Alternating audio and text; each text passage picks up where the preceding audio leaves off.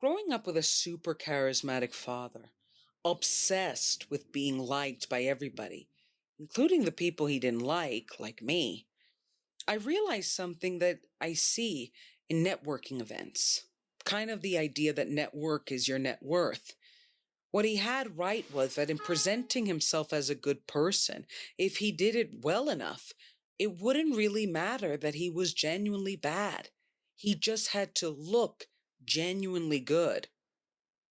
In the business world, and by business world, I mean every industry, and it's something that it took me a long time to realize.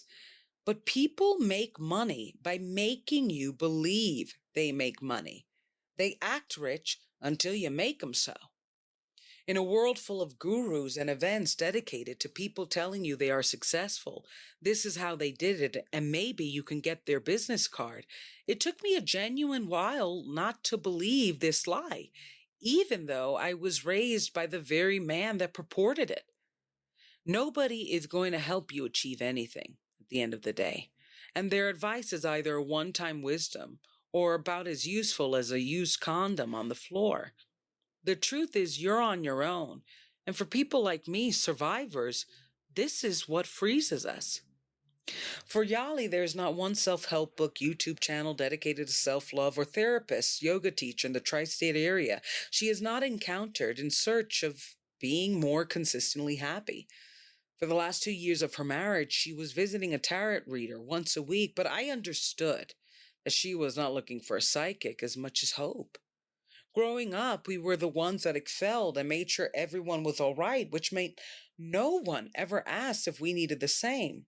The fact that we excelled in what everybody else wanted us to excel in meant that we were doing just fine, at least to them. Thus, from tarot readers to influencers, she became obsessed with hearing kind words as she resigned from her desire or her belief in kind actions. Yet I did not judge her, because I too wanted to know the experience of being a happy person with moments of sad instead of the sad person I am with moments of happiness. Our economy is run by a fake it till you make it strategy, which is why modern day celebrities have expanded to include people that have no intelligence or talent, but like to be seen in a world that has grown accustomed to its invisibility. In essence, there's something really refreshing about someone who, even if not authentically themselves, is sure loud about it, than Kim Kardashian. For quiet sufferers like Yali and I, we admire people that admire themselves for no reason and despite having no value. But our burnout was coming. Like internships, you can only go to so many networking events, hear so many how-to speeches before you realize they're not doing as much as you think they are. While Yali came into these networking events with a notebook in hand and her heart in her ass, I was starting to get bitter and feel used. I was shaking hands, giving out business cards like Skittles, and smiling like the Kool-Aid man, yet I felt like a number, not a memory, and would find the same faces and speakers and listeners, but every job was filled by somebody who knew them. To be frank, no one knows me. If I wanted to be a plumber or social worker, I'd probably get a hookup. Like most Latinos, we end up getting service jobs easily, which is why most of us, at least once, became a teacher. Yet I wanted to be fulfilled by my career because so much of our life is spent working, and I really needed to feel happy. Yet I do not know powerful people, and my access to them was my con man dad. Watching him scam people into loving or paying him, he taught me people were multiple ends to an individual mean, and appearing like a god of resolution rather than their very problem is how you assure your own personal success. Yet as his daughter, I have no value beyond making him feel loved when he was unlovable in behavior, which is why networking is so hard for me. I learned its trick before I entered the game. It's those in need of help that end up being the most helpful. Yali and me, at a time, were the backbone of some self-helpers' lives, and we did it because we were tired of surviving life, and they really do look like they're living it up. Oh my God, this episode is so impactful for me. My father was a con man. And what I was trying to say at one point was he used me to feel good about his bad behavior. in the sense of I had to coddle and comfort him and build him, and was always telling him he was a good person, but while he was calling me evil. A typical abuser.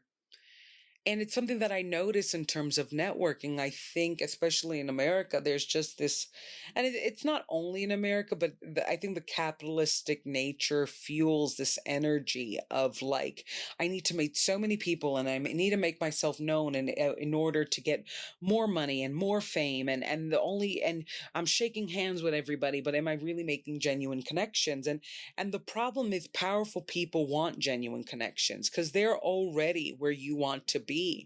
And what I found, it's so funny. So right before the writer's strike, I was kind of again looking for tutors and teachers and gurus, particularly to enter TV writing, because that is one of my dreams. And I'm meeting this guy who's getting paid to give people advice on how to enter the writer's room. And then I see him 2 months talking about how he doesn't get paid and how writers don't get paid enough. And he was promising that he's going to help people get into a place he barely can stay in. And that always impacted me. And Yali is, I love her. But towards the end of her marriage, she was like reading 5 self-help books at once, going to every tarot reader on earth. And I really do think she did it for the same reason that most people do, which is it's kind of like free therapy that eventually costs a lot. She really just wanted to talk to somebody and talk to somebody different than from within her circle, because it's something that I've mentioned in prior episodes, and it's going to come up in a future episode. Me and Yali have a lot in common. And we were always the responsible ones, the ones that got everything right, did everything right, the good girls, the excelling girls. And nobody really asked us if we were okay. And if we mentioned it, it was like, well, figure it out, you know? And it really does catch up to you. And the thing about love is, especially if you are the good girl that excels, particularly in a BIPOC community, there is this overwhelming opinionatedness.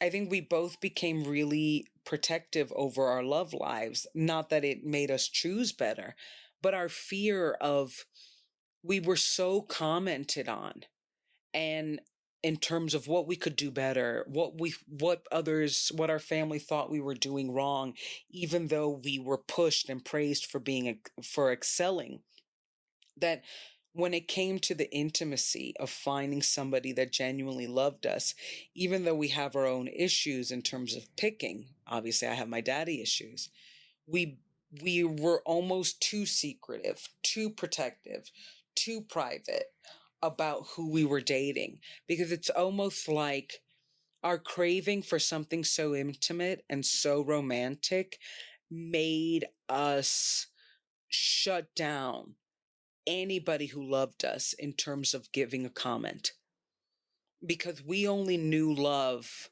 according to criticism.